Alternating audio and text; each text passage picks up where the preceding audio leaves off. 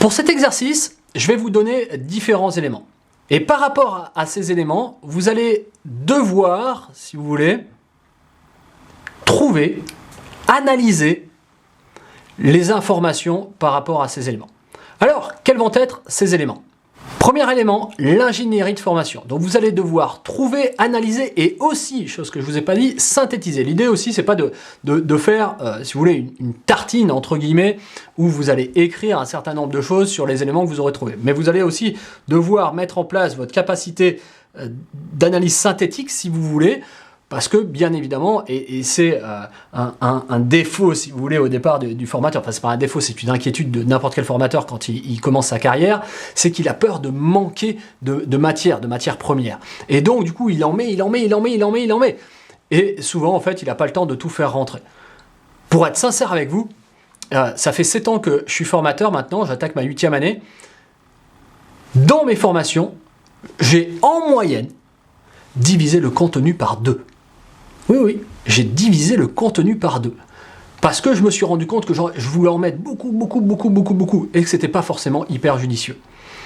Je préfère aujourd'hui en mettre moins, mais mettre plus de qualité, m'attacher à ce que les apprenants retiennent mieux, vivent plus d'expérience, plutôt que de donner de la théorie qui rentre par là et qui sort par là. Donc du coup, là aussi, je vais faire appel à votre analyse pour être le plus concret possible, être le plus efficient possible.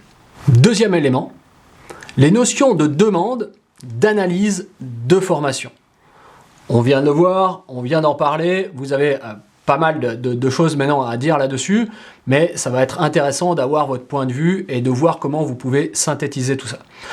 Vous allez retrouver d'ailleurs en dessous de la vidéo l'ensemble de ce que je vous demande de façon écrite, comme ça sera vraiment clair pour vous. Et du coup, vous allez pouvoir reprendre ça. En tout, je vais vous demander 4 éléments, il n'y en a pas non plus énormément, mais ça va nécessiter un peu de recherche, un peu de travail et un peu d'application.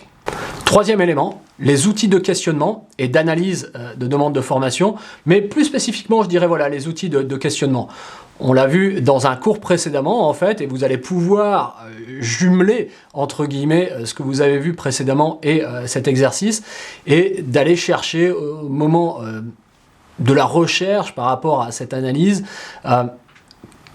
comment je peux questionner, qu'est-ce que je peux trouver comme méthode de questionnement, et comment je peux avancer par rapport à ça. Je vous laisse découvrir, je vous laisse rechercher, et je vous laisse analyser tout ça. Enfin, dernier élément, les acteurs et les enjeux de la formation. Qu'est-ce que vous pouvez trouver, identifier, définir, synthétiser par rapport à ça, aux enjeux notamment.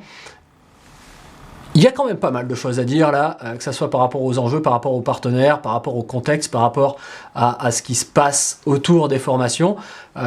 J'ai hâte de pouvoir voir comment vous pourrez effectivement synthétiser tout ça et quelle est votre réflexion par rapport à tout ça.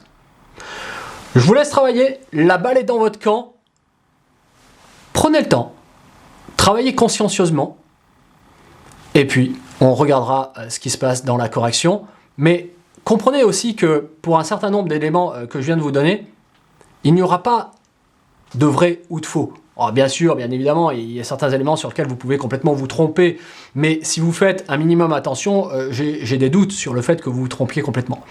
L'idée après, c'est d'en oublier le moins possible.